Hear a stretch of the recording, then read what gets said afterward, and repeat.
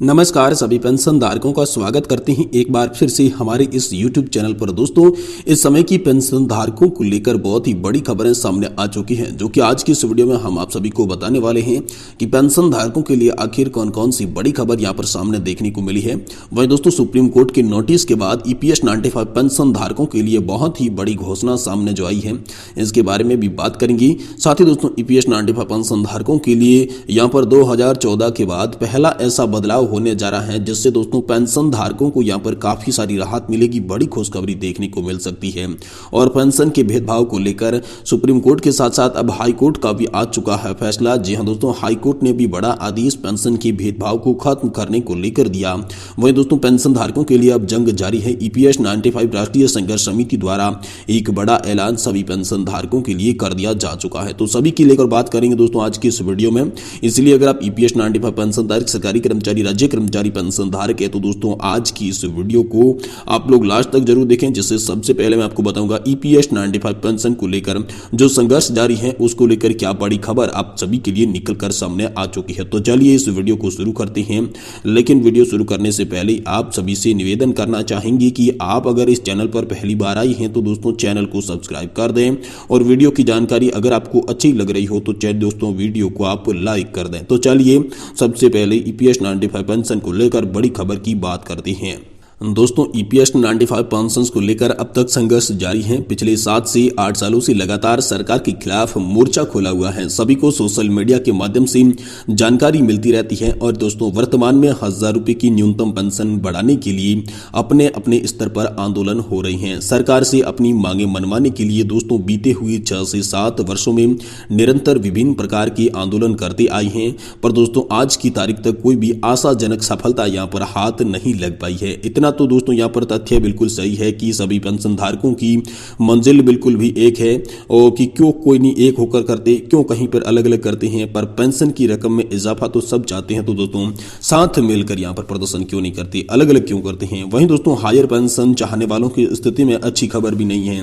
वो तो दोस्तों 2005 के कोर्ट के चक्कर काट रही हैं। सर्वोच्च न्यायालय के 2016 और 2022 के दो फैसलों के बाद आज तक की दिनांक तक दोस्तों उच्च पेंशन के लिए यहाँ पर बड़ी खबर नहीं है। उनके लिए भी बेहद दुर्भाग्य की बात है। एक बात दोस्तों समझ में नहीं आती कि न्यूनतम पेंशन की मांग करने वाले एक साथ सब मिलकर क्यों नहीं काम कर सकते, क्यों एक दूसरे को अपना से श्रेष्ठ बताने में लगे हुए हैं। कभी इस पर अपना जरूरी विचार व्यक्त कीजिए, आप इस पर जरूर सोचिए। 3000 रुपये पेंशन मांगने वालों की अलग है, वहीं 5000, 7500 और 9000 रुपये पेंशन की मांग करने वाली आखिर अलग अलग क्यों हैं। साथ ही सुप्रीम कोर्ट वाले अलग है, पर सरकार को एक ही न एक दिन दोस्तों इनके एक होना पड़ेगा। ये सरकार बहुत शक्तिशाली है, और ऐसे में पेंशन धारक जो है अलग अलग प्रदर्शन करते सामने से कमजोर होते जा रहे हैं। इसलिए सभी पेंशन धारकों को एकजुट होने के लिए EPS 95 राष्ट्रीय संघर्ष समिति का बड़ा फरमान सामने आ चुका है। एक पेंशनर्स ने दोस्तों यहाँ पर लिखा कि हम किसी भी तकदीर को नहीं बदल सकते, पर अपनी तस्वीर को बदल ही सकते हैं। समग्र शक्ति को एकत्रित करके आगे बढ़कर अपने अधिकारों को छीनने की कोशिश करनी चाहिए। सरकार का काम आसान होगा या कठिन, प्रश्न ये नहीं है दोस्तों, प्रश्न हमारी विपरीत सोच का है। इसलिए 2023 के दिसंबर माह में कमांडर अशोक जी रावत के नेतृत्व में पेंशनरों ने NEC नामक एक अग्रणी संस्था के द्वारा दिल्ली में विशाल आंदोलन का आयोजन किया था, जिसका सरकार पर सकारात्मक प्रभाव देखने को मिला था, और सरकार के जिम्मेदार नुमाइंदों द्वारा शीघ्र ही ठोस निर्णय लिए जाने के आश्वासन भी दिए गए थे।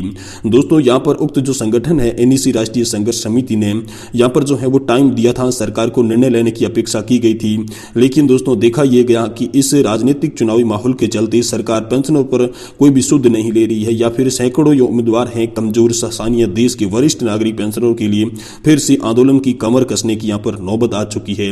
अगर ऐसा हुआ तो दोस्तों प्रधानमंत्री द्वारा दो बार आश्वासनों पर मोदी की गारंटी जैसे नारों का विश्वास क्या किया जा सकेगा, शायद 2024 के चुनाव के बाद ही पता चल सकेगा। सोशल मीडिया पर जागरूक पेंशनर्स ने अंत में लिखा, दोस्तों मित्रों आपको क्या लगता है पेंशनरों का भला हो सकेगा यदि हाँ तो कब तक होगा, इसके बारे में उन्होंने राय भी मांगी। लेकिन साफ ही जो बहुत ही बड़ी उन्होंने बात कह दी वो कही थी सभी पेंशन धारकों को एकत्रित होना चाहिए, एक होकर सभी पेंशन धारकों को मांग करनी होगी, तो ही दोस्तों आप सभी की मांगे मंजूर होने वाली हैं। ऐसा दोस्तों लगातार पेंशन धारक जो हैं वो बता रहे हैं और सभी यहाँ पर जो है मिलकर कैसे संघर्ष करें और मिलकर अपनी मांगों को कैसे मंजूर करवाएं, इसके लिए दोस्तों यहाँ पर तत्पर प्रयास करते रहें, ऐसा दोस्तों सभी यहाँ पर जो है बातें बता रही हैं। वहीं दोस्तों अगली बड़ी खबर की ओर चले तो दोस्तों एनपीएस और ओपीएस के लिए यहाँ पर दोस्तों अंतर खत्म हो चुका है। इसको लेकर एक टेंशन ब्रेकिंग न्यूज निकल कर आ रही है। जी हाँ दोस्तों, वित्त मंत्रालय के व्यय विभाग के तहत केंद्रीय पेंशन लेख कार्यालय की ओर से इसका आदेश भी जारी कर दिया जा चुका है। तो आखिरकार वित्त मंत्रालय के अंडर में जो व्यय विभाग आता है जिसके तहत केंद्रीय पेंशन लेख कार्यालय है, तो उनने क्या आदेश जारी किया है, चलिए आपको इस वीडियो के माध्यम से बताने की कोशिश करते हैं। देखिए दोस्तों, नेशनल पेंशन सिस्टम यानी कि एनपीएस और ओपीएस को लेकर एक बड़ी खबर आ रही है। इन दोनों पेंशन स्कीम के बीच एक बड़े अंतर को समाप्त कर दिया गया है। पेंशनर्स को अब काफी यहां पर जो है राहत मिलने वाली है। पीएमएफएस के पेंशन मॉड्यूल में एन सीरीज की पीपीओ नंबरों के आवंटन को दोस्तों यहां पर अब सभी के लिए समाप्त किया गया है। पीपीओ की तत्काल प्रभाव से पीएफएमएस के एक एन सीरीज पीपीओ नंबर का आवंटन रोक दिया गया है। अब इन मामलों में पीपीओ नंबर आवंटन और पेंशन संस्करण ओपीएस पेंशन मामलों के समान आधार पर और पेंशन संवितरण प्राधिकरण यानी कि दोस्तों डिस्ट्रीब्यूटिंग अथॉरिटी पेंशन अधिकृत बैंकों से सीपीपीसी होंगे और भारत सरकार के वित्त मंत्रालय के व्यय विभाग के तहत केंद्रीय पेंशन लेख कार्यालय की ओर से इसका आदेश भी जारी कर दिया जा चुका है। दोस्तों पेंशन का मुद्दा देश भर में छाया हुआ है। एक तरफ ईपीएस 95 हायर पेंशन को लेकर बड़ा बवाल मचा हुआ है, दूसरी तरफ एनपीएस के खिलाफ हड़तालें होने जा रही है। ओपीएस की मांग को लेकर देश में लगातार आंदोलन चल रहा है। पुरानी पेंशन बहाली और एनपीएस को खत्म करने की मांग जो है वो लगातार की जा रही है और कर्मचारी यूनियनों ने जनवरी में भूख हड़ताल और अनिश्चितकालीन हड़ताल की भी तैयारी की है। अब इधर वित्त मंत्रालय ने ओपीएस और एनपीएस के बीच एक खत्म करने का यहाँ पर जो है आदेश दिया है। दोस्तों बताइए ये जा रहा है कि नेशनल पेंशन सिस्टम यानी कि एनपीएस से इनवैलिड यानी कि विकलांगता पेंशन और फैमिली पेंशन के मामले में जो भी पेंशन भुगतान आदेश यानी कि पीपीओ नंबर एन सीरीज से जारी होता था, अगर ओपीएस से जुड़ा कोई भी केस है तो उसे इस तरह का कोई अक्षर या जैसी श्रेणी का पता चले वो जारी दोस्तों अब नहीं किया जाएगा। एनपीएस में पीपीओ नंबर जारी होता है तो उस वक्त एन लिखा जाता है और इस अंतर को समाप्त कर दिया गया है। मतलब यह हुआ कि विकलांगता पेंशन या फैमिली पेंशन की फाइल पर पीपीओ नंबर जारी करते समय कोई भी अंतर नहीं दिखाया जाएगा। यह बड़ा अंतर एनपीएस और ओपीएस के बीच में खत्म किया गया है। लेकिन पेंशन धारकों की तमाम जो मांगे हैं ज्यों की त्यों लटकी हुई है।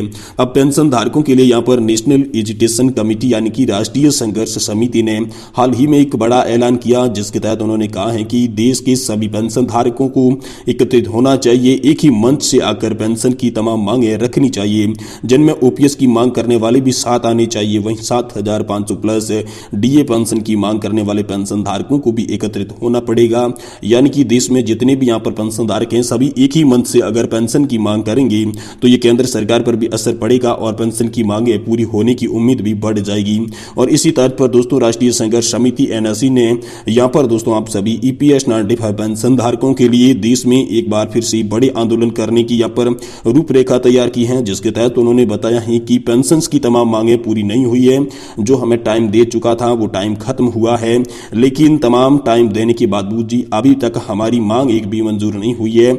इसलिए देश में एक बार फिर से बड़ा आंदोलन करने के लिए सभी को तैयार रहना चाहिए और इस बार का आंदोलन जो है वो आर या फिर पार का आंदोलन किया जाएगा, सबसे बड़ा आंदोलन किया जाएगा, जिनमें दोस्तों एनपीएस या फिर ओपीएस की मांग के साथ साथ ईपीएस 95 हायर पेंशन को लेकर भी यहाँ पर संघर्ष किया जाएगा।